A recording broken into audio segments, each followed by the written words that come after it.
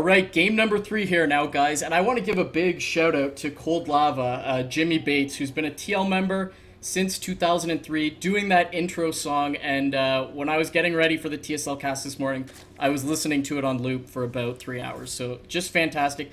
Big shout out to him. Great shout out to you. Hello, friends. Give me a message sometime. I'll take you for a beer. And here we are on Metropolis now. We've got cross positions as expected. NaNiwa starting at the 3 o'clock as the blue Protoss. And, or excuse me, it's light green. Going for that pylon again in his main base. I don't like it. But anyway, like his opponent across at the 9 o'clock, blue Zerg, DJ.REcco. DJ.REcco indeed. DJ Wheat's little son he wished he had that was this good at the game. Talk to me about the pylon then. Talk to me. What don't you like about it? I don't like that. I don't think NaNiwa is getting as much utility out of it as if. Okay, let me clarify. If he puts a gateway in the main base, I don't think he's getting as much utility out of it, and there's not as many follow-ups in my eyes as if he just does the Forge expansion. Mm-hmm.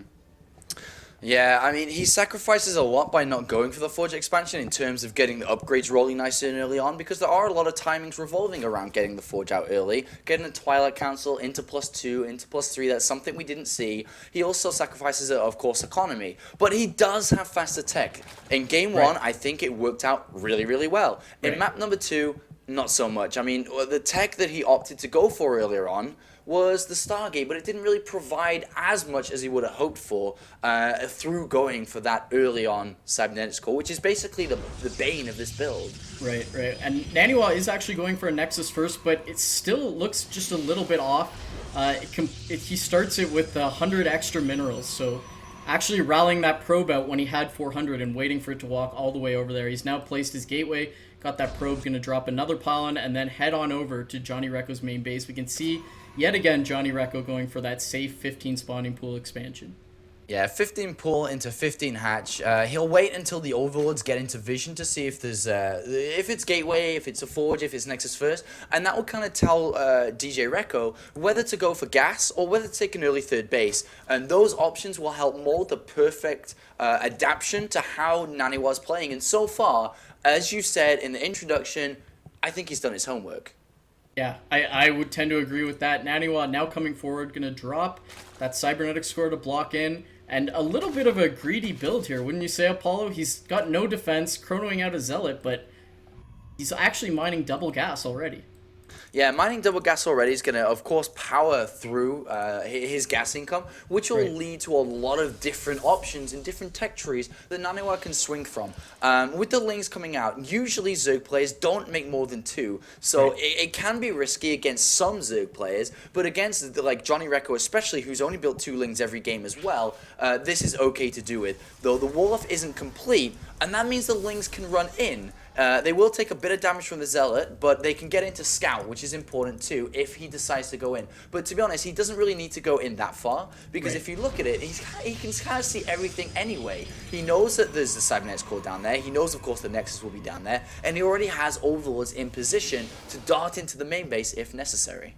And we see NaNiwa blocking off. He's actually got 2 Zealots in the choke point, blocking all Ling access, going to go out and harass with one of those Zealots. The Cybernetics core has now completed, Warp Gate technology on the way, but no follow-up from that. Just working on his economy, going to get a sentry out so he doesn't die to any sort of silly, quick attacks once to build up the energy on that. And JonnyREcco actually hasn't responded by taking a 4th base yet, or a 3rd base, excuse me. No, he hasn't. He did take the gas anyway, so is getting speed. This is actually becoming almost standard for Zerg plays recently, just to get the speed out early, to deny probes from moving out, to deny scouting from happening. But we do see NaNiwa going robotics facility and then a forge quite early on here. It's not the fastest robotics facility, but it's not late at all. That was before the 6-minute mark that actually came down, so that's a decent timing. And the Overlord from JonnyREcco, he scouted almost every time NaNiwa's made a decision here, which enables him to react so well, and he actually sees the Robo and Forge.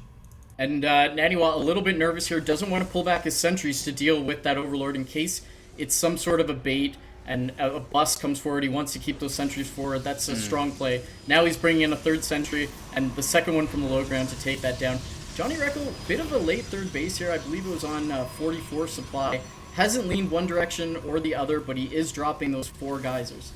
And he gets a complete scout with that overload. He even sees the gases on the natural. So he now knows his opponent's going to be in full gas, which either means a very Sentry, Immortal heavy style of play, or that his opponent can naturally transition over to Robotics Bay. A simple, smooth play. But look at Recco. Look at DJ.Recco. He's at layer. He's at full gases now. He hasn't got a Roach on. He hasn't got an Evolution Chamber. He's cutting a few corners of his own here upon seeing that NaNiwa wasn't doing something super aggressive. So he's got the layer out nice and early, which means he can make an Overseer.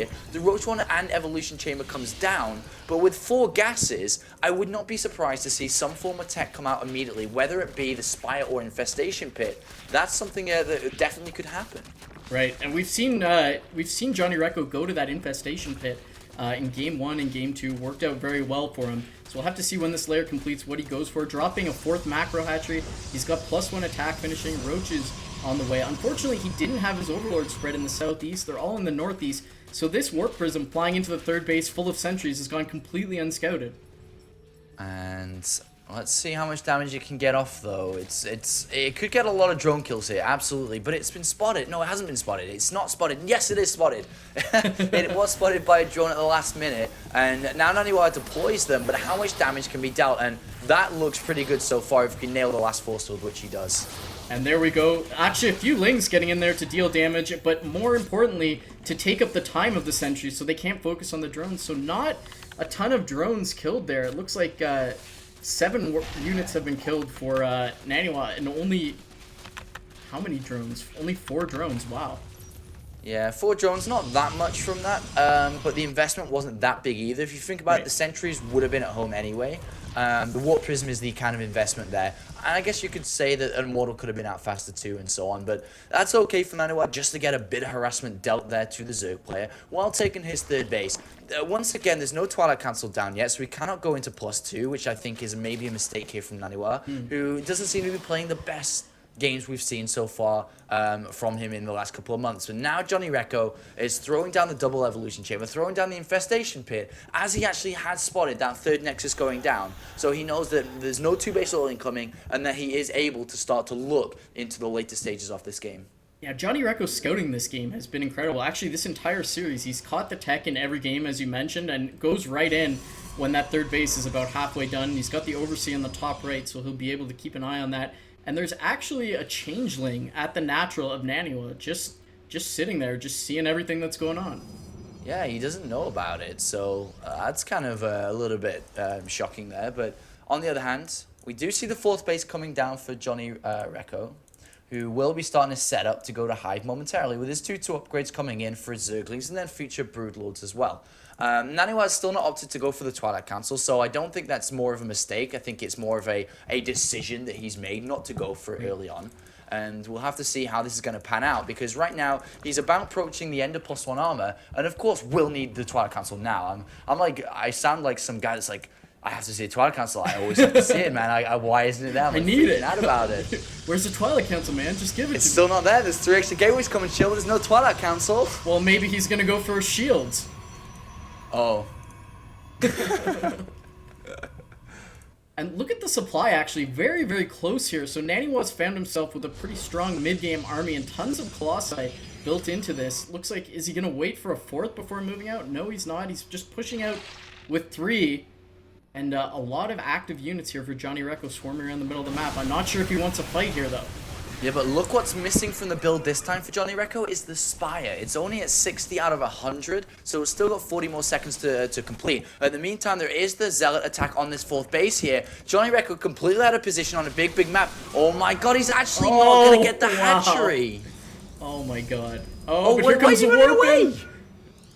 Oh no. What? That's like, oh, that's so funny. He's like, he sees the warp prism, he's like, oh, NaNiwa would never try to warp in 2 Zealots to pick that off. He's watching this broadcast, he's kicking himself right now, but everyone makes mistakes. He's probably going to go forward and rebuild that 4th base once this big army of NaNiwa is dealt with. 11 Corruptors actually needed to take a fight here, and they're still 30 seconds away from being completed. A fight without them will mean the Colossus will reign superiority, so where are the Corruptors? They have to come. Good force fields to prevent the counterattack from coming in, but NaNiwa's in a great position here to take this fight. Yeah, this is a devastating position for JonnyREcco, trying to dance back and forth, trying to just stall for time. He needs time for the Corruptors to start coming out. Here they are. Force field done on the ramp, so he's going to push forward, bring the Corruptors, and try to take out those Colossi. They are the key to victory. He's actually got a Warp Prism in phasing mode, so he can warp in to defend these units as well. And being pushed back, the Corruptors now starting to take down the Colossi. One is going to go down very shortly, but he's completely force fielded off. The Roaches can't get in to start dealing damage, and NaNiwa is pushing forward. The Warp Prism did die though, which means there's no reinforcements here. There's only a couple of force fields left, one used on the ramp. Where are the rest going to go? He has to cut this army up nicely, otherwise the Roaches will get in too deep. Oh wow, getting pushed back completely, and here comes the drone Roach flank trying to take all these units down. Only 1-1 for NaNiwa, so he doesn't have the gateway upgrades, and the Roach is actually marching straight up, gonna take out those stray sentries. Corruptors being focused down as NaNiwa is in a full retreat with only 1-1 upgrades. Taking a look at his forge, he's trying to finish +2, chronoing it out. It's about to finish up. I believe he's only got one Colossus sitting at his choke point. It's sitting in the middle of nowhere right now, and if it doesn't retreat back, it will die. And the Roaches, what really is going to protect the third base if JonnyREcco decided to go for it? He doesn't really know about the lack of wall off, the single cannon protecting it, so is just going to return back now as the fourth hatchery is going to go down. And now once again, the Hive, every single timing we've seen dealt or pushed down here by NaNiwa just hasn't worked. That was actually a very strong one, and he used the force fields well, but he just didn't have any excess force fields to continue to use to cut the army up. And as soon as they went down, after the Colossus and Immortal fell, these 1-1 units have no match to Roaches. Right. +2 has now finished for NaNiwa. He's working on +3, so he's realized that his upgrades are really starting to hinder him in this game. The one advantage for NaNiwa here was that he sniped that fourth base and then he attacked. And the pressure was so great, JonnyREcco couldn't find the time or the resources to rebuild that fourth hatch. So now he's got to wait all this time during the downtime to build that fourth hatch to start mining yet again.